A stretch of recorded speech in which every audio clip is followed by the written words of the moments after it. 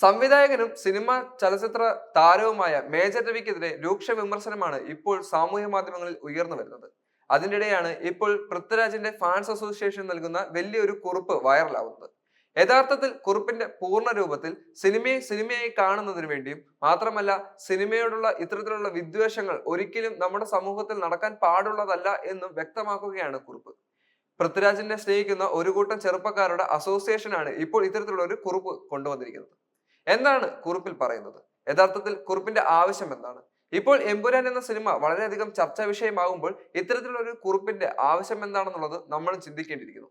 യഥാർത്ഥത്തിൽ കുറിപ്പ് വായിക്കുന്ന ഓരോരുത്തർക്കും തന്നെ അതിന്റെ ആവശ്യകത എന്താണെന്നുള്ളത് മനസ്സിലാകും. എമ്പുരാൻ സിനിമയുമായി ബന്ധപ്പെട്ട വിവാദങ്ങളിൽ പ്രതികരണവുമായി Prithviraj and fans association welfare association ഇപ്പോൾ രംഗത്ത് വരികയാണ്. ചരിത്രങ്ങളിൽ എഴുതി വെക്കാൻ നമുക്ക് ഇനിയും ഒരുപാട് മുമ്പോട്ട് പോകാനുണ്ടെന്ന് അവൻ വ്യക്തമാക്കി. എമ്പുരാൻ എന്ന മലയാള ചലച്ചിത്രം റെക്കോർഡുകൾ സൃഷ്ടിക്കുമ്പോൾ ഓരോ വ്യക്തികൾക്കും അവരുടെ സ്വന്തം താല്പര്യങ്ങൾക്ക് വേണ്ടി നിങ്ങൾ എല്ലാവരും പറഞ്ഞ് തെറ്റിദ്ധരിപ്പിച്ച് ഉപയോഗിക്കുന്നത് വളരെ വിഷമകരമാണെന്നും അവർ വ്യക്തമാക്കി. സംവിധായകൻ മേജർ രവിക്കെതിരെ രൂക്ഷമായ വിമർശനമാണ് ഇപ്പോൾ സംഘടന ഉന്നയിച്ചിരിക്കുന്നത്.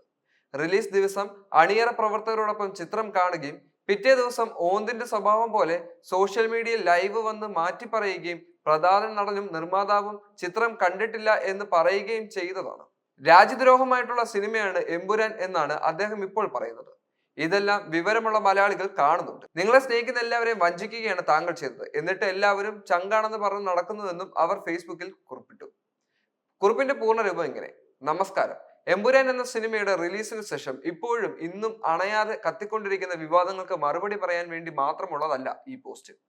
പൃഥ്വിരാജ് സുകുമാരൻ എന്ന നടനെയും സംവിധായകനെയും മാത്രം ഉന്നം വെച്ചുകൊണ്ടുള്ള നടത്തുന്ന ഈ ക്യാമ്പയിൻ ഇന്ന് ഇതിന് നേതൃത്വം കൊടുക്കുന്നവർ മനസ്സിലാക്കേണ്ട ഒരു കാര്യമുണ്ട്. ഈ സംഘടനയിൽ പ്രവർത്തിക്കുന്നവർ പല രാഷ്ട്രീയ പാർട്ടിയിൽ ഉള്ളവരും വ്യത്യസ്ത മതങ്ങളിൽ വിശ്വസിക്കുന്നവരുമാണ്. ഏതു മതങ്ങളിൽ വിശ്വസിച്ചാലും ഏത് രാഷ്ട്രീയ പ്രസ്ഥാനങ്ങളിൽ പ്രവർത്തിച്ചാലും അവർ ഇഷ്ടപ്പെടുന്ന നടൻ എന്ന നിലയിൽ പൃഥ്വിരാജിനെ സ്നേഹിക്കുന്നത് കൊണ്ടാണ് ഇങ്ങനെ ഒരു സംഘടന രൂപപ്പെട്ടത്. ഇന്നും ഈ സംഘടന international Prithviraj fans culture welfare association എന്ന പേരിൽ അറിയപ്പെടുകയും ചെയ്യുന്നു. മതങ്ങളുടെ പേരിൽ തമ്മിലടിക്കാൻ ശ്രമിക്കുന്നവരും ചിലരുടെ രാഷ്ട്രീയ താല്പര്യങ്ങൾക്ക് വേണ്ടിയും സോഷ്യൽ മീഡിയയിൽ മേൽവിലാസം ഉള്ളവനും ഇല്ലാത്തവനും വീട്ടിലുള്ള അദ്ദേഹത്തിന്റെ കുടുംബത്തെ പോലും വളരെ മോശമായി ചിത്രീകരിക്കാൻ ശ്രമിക്കുകയാണ്. ഇതിന് നേതൃത്വം കൊടുക്കുന്നവരും അവരുടെ വ്യക്തമായിട്ടുള്ള സ്വാർത്ഥ താല്പര്യങ്ങളും നമുക്ക് എല്ലാവർക്കും അറിയാവുന്നതുമാണ്.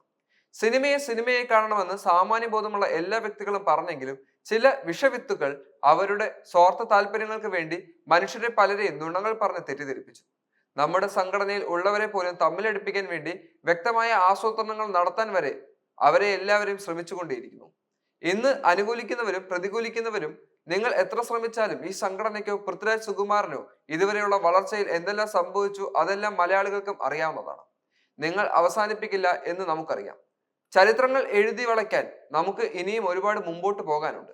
കാത്തിരുന്ന് തന്നെ കാണാം. രാജ്യസ്നേഹമാണ് വലുത് എന്ന് കാണിച്ച് ചില സിനിമകൾ സംവിധാനം ചെയ്ത രവി എന്ന വ്യക്തി തന്നെയാണ് ഇതിൽ ഏറ്റവും വലിയ ഉദാഹരണം. റിലീസ് ദിവസം അണിയറ പ്രവർത്തകരോടൊപ്പം ചിത്രം കാണുകയും പിറ്റേ ദിവസം ഓന്തിന്റെ സ്വഭാവം പോലെ പിന്നെ സോഷ്യൽ മീഡിയയിൽ ലൈവ് വന്ന് മാറ്റി പറയുകയും പ്രധാന നടനും നിർമ്മാതാവും ചിത്രം കണ്ടിട്ടില്ല എന്ന് പറയുകയും ചെയ്തതാണ്. കഴിഞ്ഞ ദിവസം രാജ്യദ്രോഹമായിട്ടുള്ള സിനിമയാണ് എമ്പുരാൻ എന്നാണ് അദ്ദേഹം ഇപ്പോൾ പറഞ്ഞു നടക്കുന്നത്. ഇതെല്ലാം വിവരമുള്ള മലയാളികൾ കാണുന്നുണ്ട്. നിങ്ങളെ സ്നേഹിക്കുന്നവരെ എല്ലാവരും വഞ്ചിക്കുകയാണ് താങ്കൾ ഇപ്പോൾ ചെയ്യുന്നത്.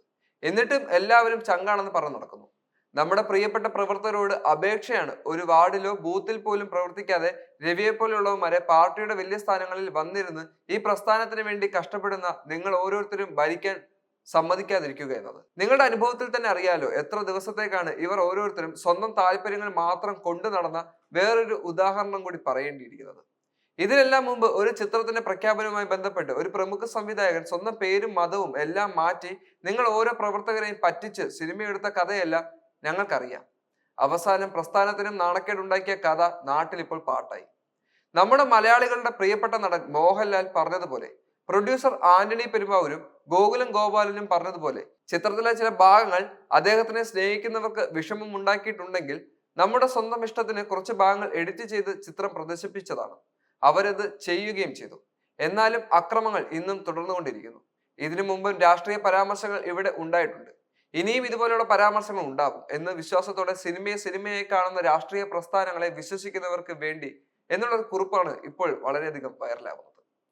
യഥാർത്ഥത്തിൽ സിനിമയെ സിനിമയായി മനസ്സിലാക്കാത്ത പലരും ഇന്നും നമ്മുടെ ഇടയിൽ നിലനിൽക്കുകയാണ്. രാഷ്ട്രീയവൽക്കരിച്ചുകൊണ്ട് നല്ല സിനിമകളെ മോശമാക്കി കാണിക്കുന്ന ഇത്തരത്തിലുള്ള ആളുകൾ കാരണം പലതരത്തിലുള്ള പ്രശ്നങ്ങൾ ഇന്ത്യയിൽ നിലനിൽക്കുകയും ചെയ്യുന്നു.